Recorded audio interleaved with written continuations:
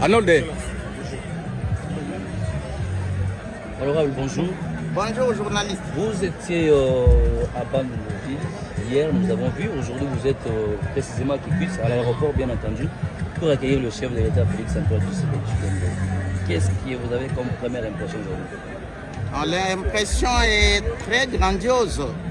Une impression exclusive et particulière que de recevoir celui qu'on a qualifié de mathématique. Au début, personne ne l'a compris.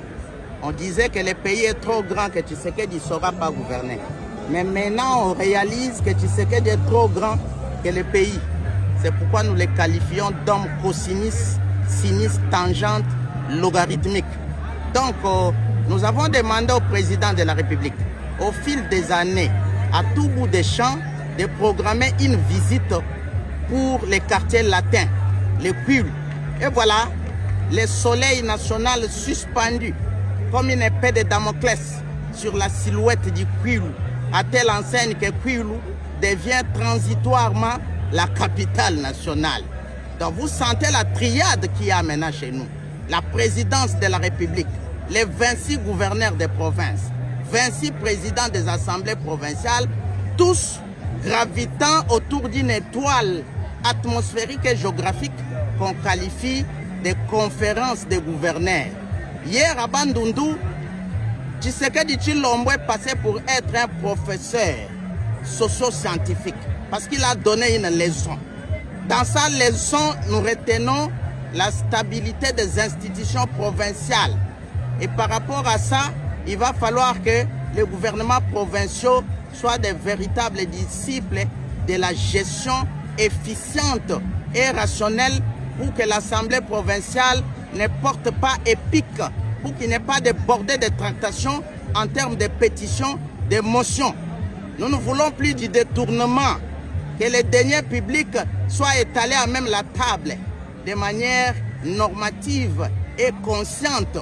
Le président de la République dit que la formule de péréquation doit in situ être appliquée parce que les diamants du Haut-Katanga n'appartiennent pas seulement au Haut-Katanga. Les coltans du Kivu, les cobaltes du Lualaba, etc. n'appartiendraient pas seulement à ces provinces-là. Il faut en faire l'équilibrisme. Il faut un cordon ombilical économique devant relier toutes les provinces intégrantes et in toto. In toto, c'est la totalité. Nous voulons une croissance simultanée de toutes les provinces par la formule de péréquation. Et le président de la République a donné une leçon que de régulariser la rétrocession à nos entités décentralisées et déconnectées. Et il a cru bon que de dire que les frais de fonctionnement devraient être régulièrement alloués. Il a demandé aux gouverneurs d'être à la base. Parce qu'il y a des gouverneurs qui ne font que l'Europe, ils sont à Kinshasa, ils n'ont jamais visité nos territoires. Pour le président de la République, ça c'est un aiguillon, c'est une épine dorsale. Et il ne faudra même pas regarder ça par une fois. Et le président de la République demande aux ressortissants de chaque province de construire chez eux. Ça j'ai aimé. C'est comme qui dirait Mobutu Sese Seko, de son vivant, a suggéré que Motonamoto a Bongissa.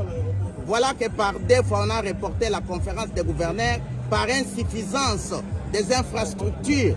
Si ça ne dépendait que de Kiyankai, il dirait c'est une ignominie, mais c'est une honte, mais c'est une opprobre, mais c'est un profil bas. Kwilu qui a gagné tous les grands postes depuis Kasavubu, Mobutu, Kabila. Et on nous a même légué la primature. Voilà Kwilu. La capitale provinciale manque des infrastructures. On va voir ce qui va se passer à Kikwit, mais ce n'était pas bon. Donc, si chacun peut construire dans son village natal, dans sa cité, avec le nombre qu'il y a parmi les politiciens du Kwilu, parmi les grands musiciens du Kwilu, parmi les managers du Kwilu, parmi les professeurs d'université du Kwilu, Kwilu aura revêtu une robe olympique, panoramique, océanique et particulière, cette robe-là. Donc, Motonamoto à Bongissa. Kwilu est un